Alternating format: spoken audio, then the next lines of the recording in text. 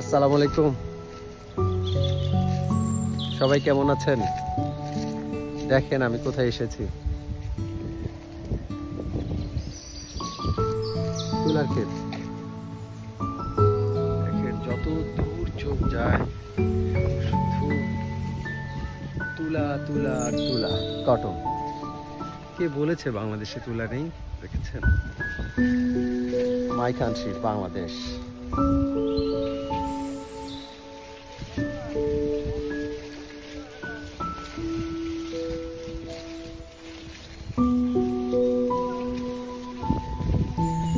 শুধু এক সাইড, দেখুন ওই সাইড দিয়ে ভরা। আমি টায়ার্ড হয়ে গেছি দেখতে দেখতে, টু টায়ার্ড।